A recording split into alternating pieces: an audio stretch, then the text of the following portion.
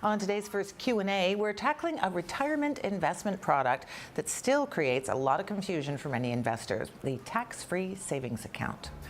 Martin Shepard from our Twitter inbox writes, what are the overcontribution rules surrounding TFSAs and how do I avoid penalties?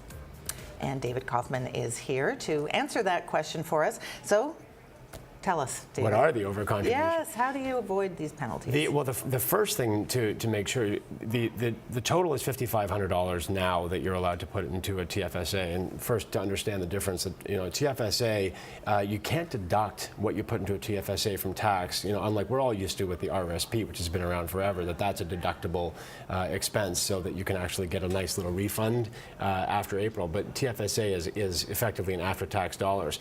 So they say this is how much you can put in. Now, the good news is that the growth is tax-free, and you can take it out anytime you want, but there's a caveat there. Don't put in more than $5,500, or else you're going to get taxed. And then when you take the money out, you can't put the money back in the same year. And this is something, of course, the details are actually well laid out on the CRA website, but also financial advisors would be able to explain this because, of course, they have to deal with all of this paperwork every day. Right. Yeah, so this, you probably saw yesterday, there was actually a poll put out about how well do people understand TFSAs. And one of the things it showed was this whole idea that lots of people were not aware of the overcontribution penalties.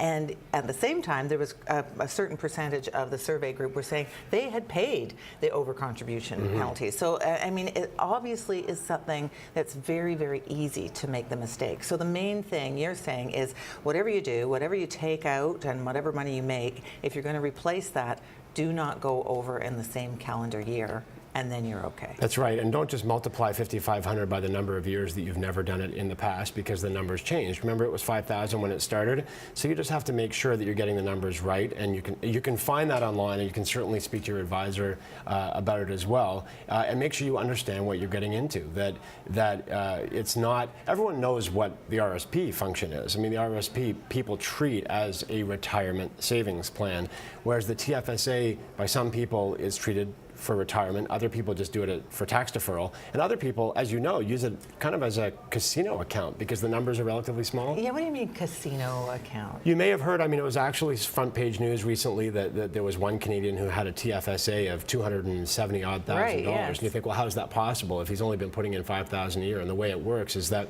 people take very big bets in small cap stocks, and if they pay off, then they can take that money out and not pay the capital gains tax on that. And you might think, well, who would do that? The answer is really that they're giving you this portion of your investments on which you're not going to be taxed ever on the growth. And because it's, for many investors, a relatively small amount, they think, let's let it ride. This is the area I'm going to take my real risk. And if you're going to take the risk, actually, it makes perfect sense. Because if you actually hit the home run, right, you get to cash out and not pay the tax. But what I would admonish people not to do is to say, because it exists, I should take more risk with that $5,000 or $5,500 than I would normally take if I didn't have the tax deferral. Because guess what? There's no tax deferral if you lose all the money. Right. It's gone. Okay, so David, we have another question for you. This one also comes from Twitter and is from William. And he asks this. My advisor wants me to switch from a transaction-based fee structure to a fee-based model. Which one is better for the investor? That is all good questions have the same answer, which is it depends. Oh, it's a great question, and actually, a lot of viewers are going to be these days getting calls from their advisor saying, "Let's switch over from a transaction-based account, which is like old style. Stockbroker charges you a commission when you buy and when you sell, and a fee-based account is they say, okay, you have $100,000 with us, and we're going to charge you 1 or 1.5% per year as a flat fee, and you're not going to then have to pay commissions every time we buy and sell something." So it depends what kind of an investor you are and what kind of an advisor you have. So if you as an investor like to trade a lot, then you probably would like the fee-based account, because you can think of that like a season's pass. You can go up and down the hill as many times as you want, and it doesn't matter because you've already paid your fee. Right. But let's say you're buy and hold.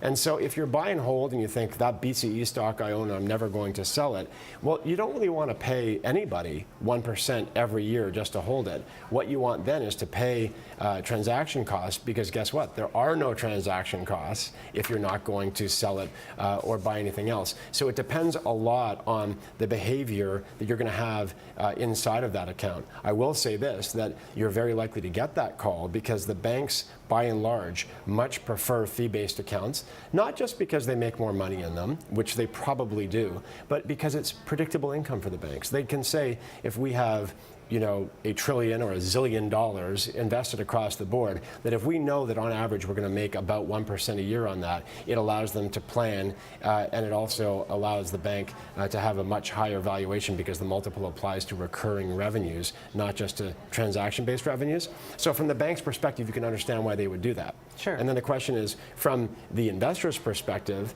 I'm not saying it doesn't make sense. It only makes sense, though, if you think that there's going to be a lot of trading going on, and that if there is not going to be a lot of trading on, you should probably stick with either a commission-based account, or, of course, there is do-it-yourself investing with discount accounts, where you pay per investment, but now we're talking about $6, $7 per investment and not 60 or 70 or 200 per investment.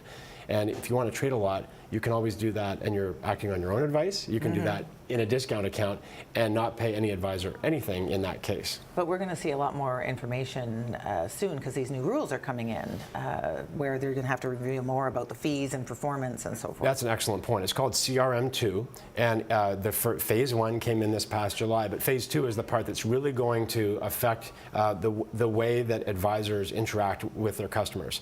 Where starting next July, when I get my statement, one of the things we hear a lot from our clients is, here's my statement, can you read it? Can you translate this for me? Right, it doesn't show you. That's right. But they're actually performing. The two things that it doesn't show you are how much did I pay you and how was my performance in percentage. And I would like to know those things. And so starting next July, that's going to be mandated, and I think that it's going to change the behavior of a lot of advisors to the benefit of a lot of clients. Well, thank you so much, David. Pleasure to be here.